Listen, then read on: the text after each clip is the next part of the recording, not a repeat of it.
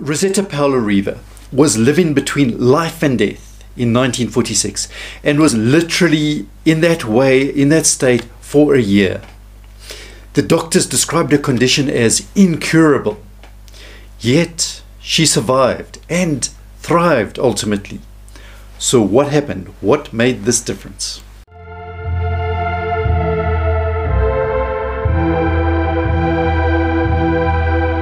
And this is the first under the patronage of Our Lady of Walsingham, which is, it's quite an interesting development, very unexpected. And if you are new to our channel, then we would love to have you on board with our channel.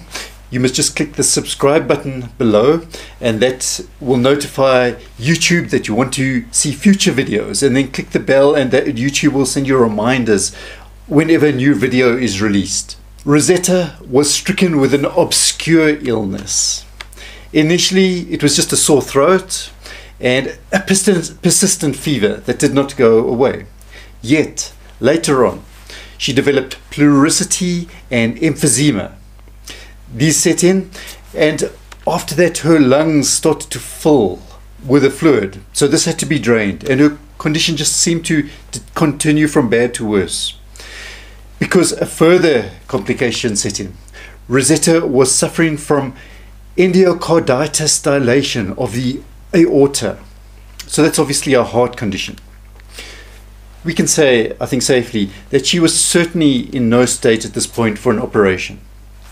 However, the medical experts, the specialists decided they had to operate. They needed to operate. Yet after the operation, her state was just so bad. The child Rosetta was pretty much left for dead. This situation seemed hopeless. Now, in the book that I was reading, there's a picture of Rosetta. However, when I look on the internet, that picture might be of someone else. But I'm going to put the picture up, and you can see this is Rosetta Polo Riva. So Rosetta is in pretty dire straits. She's in this situation. The doctors have given up. Luckily for Rosetta, however, she still had her family and their faith. And the family, of course, recommended poor little Rosetta in their prayers. She was just 12 years old. They recommended her to Our Lady of the God, and they burnt candles for her every day for the intention of Rosetta's health. And the child's health gradually, slowly began to improve. However, Rosetta was unable to leave her bed for months and months, but finally on New Year's Day, that is approximately 4 months, she got up, and this was a milestone certainly. Within a few days, Rosetta became severely ill again. And this time it was pneumonia. Of course, they gave penicillin and all the antibiotics they could give at the time. Poor Rosetta remained in this bedridden state for months and months and months thereafter. And finally, she made it to her feet again. But she was still very far from a cure. The condition of her heart had in fact grown worse. And the doctors judged now that it was totally incurable. Her situation, unfortunately, it worsened to the point where maybe 2 or 3 times a day she would just pass out, she would faint. And each time she passed out, the family thought, oh, this is the end, they had lost her. About the end of July, a friend of the family decided she wrote a letter pleading with Padre Pio, obviously that he would help, that he would intercede. And in this letter she said, "To you, Father, we confide the little heart of our Rosetta, that you may present it to the hearts of Jesus and Mary, in order that they restore it, as she ought to have it at her age." She's just 12 years old, and she'd gone through all of this. What did happen next? It's a little surprising. On the 8th of August, Padre Pio appeared in a vision to the child. And this was about 2 p.m. in the day. This is how it seemed to have happened. Rosetta was listening to her radio in her godmother's flat when she was stricken with another heart crisis. And when she revived from this episode, she saw before her small white clouds, which approached, and they fused together into one bigger cloud. And this cloud then opened up, and she saw the figure of Padre Pio inside the cloud. Well, Padre Pio said, "Good afternoon, Rosetta. Don't be afraid. I am Padre Pio from Foggia." And he said, and he was smiling, he was putting her at ease. "You wrote to me to obtain a cure. Instead of answering the letter, I thought I'd better come myself." So this is Padre Pio's transport, we could say, could put it that way. "If you will be good, I shall return tonight at 2 a.m. when your parents will be there, and I'll bless all of you." Rosetta's godmother was in the room, and this is what she saw. This is her account of it. She saw the little Rosetta suddenly startle back and heard her exclaim as if in ecstasy, "Oh, Padre Pio, yes, yes, I shall tell them." And Rosetta hastened to call her parents, who ran to her.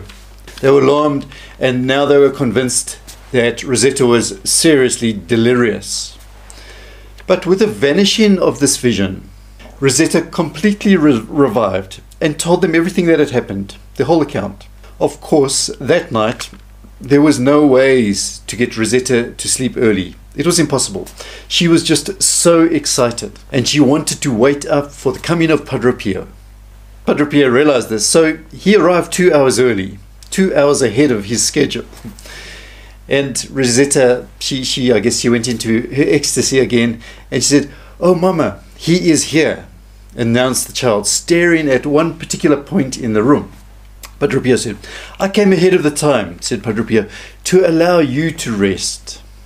I did not want to wake you up." It's very considerate, isn't it? Then he took off a glove, and of course it showed his lacerated hand. So that's the stigmata, which is further evidence that it was Padre Pio. And the hand was apparently bleeding, and then he took some pictures out and he showed Rosetta the pictures and said to her, he's putting her at ease. "See, this particular one, this child, this one was blind and is now cured. And this other one was mute and now speaks. And you must tell your mother she must not cry, because I've not come here to announce your death, but your cure." "I have permission to tell you this," Padre Pio said. "The Madonna della Guardia will bring you the cure." Wow. "She will come to you on the 28th of August at 8:15. He gave the precise time, in the evening.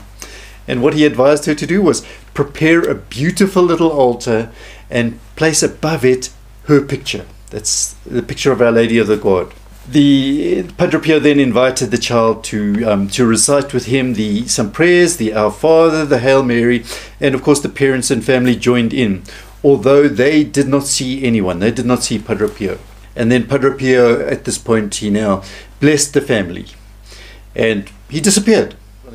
Exactly 20 days later, as Padre Pio had promised, he reappeared. This is now at 8 p.m. And he pointed out to little Rosetta the window where she would see Our Lady, where she would appear. And then at 8:15, the time arrived, and Rosetta began to hear distant singing. And she looked intently to find out where the singing was coming from. And the singing became more beautiful and more distinct as it approached. So this is Our Lady approaching. And in fact, it was an angelic, a chorus of angelic voices. And it simply melted the heart of Rosetta. And she was filled, her eyes were filled with tears. And then finally, there came in front of the window a great white cloud, as she put it, surrounded by small angels. This is Our Lady's chariot, if you wish. The cloud opened, and there was the Madonna. And she says her face was marvelous. She gives many other details, the kind of clothes that she wore and the color of her hair and everything. And says there's a radiant light shining from Our Lady, which was so intense that Rosetta could not fix her eyes, in fact, on the Madonna. Our Lady was holding in her arms the child Jesus. Apparently the Virgin smiled, but it was such an expressive smile. And Our Lady said, "I am the Madonna della Guardia." And she said, "Be good always, Rosetta. Pray much, and I will help you." Our Lady smiled again, as did the child Jesus, And then the cloud returned, surrounded them, and the vision ended. At this point, Padre Pio reappeared. And wasn't the Madonna beautiful? And he smiled also with a smile that was simply impossible to express in words, according to Rosetta. And he asked her, "Do you feel well? You must remember all your life what you have seen tonight." Now, obviously, I'm an outsider. I can't tell if this vision was 100% authentic or if only in parts. But what is very interesting to note is that from August, the little Rosetta was completely cured. Our Lady had cured her with the intercession of Padre Pio. And this cure was testified to by Dr. C.D. Roll O'Connor. In nome del Padre, del Figliolo e dello Spirito Santo, e così sia. Sia lodato Gesù e Maria, e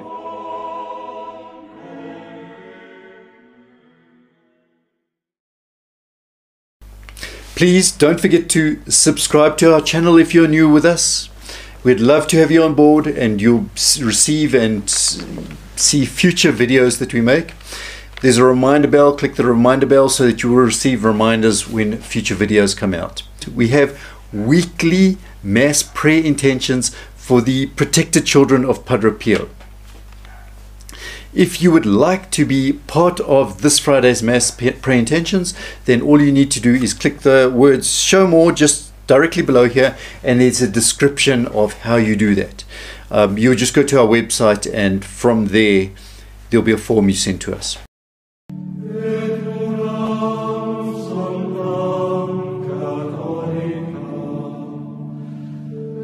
Apostolica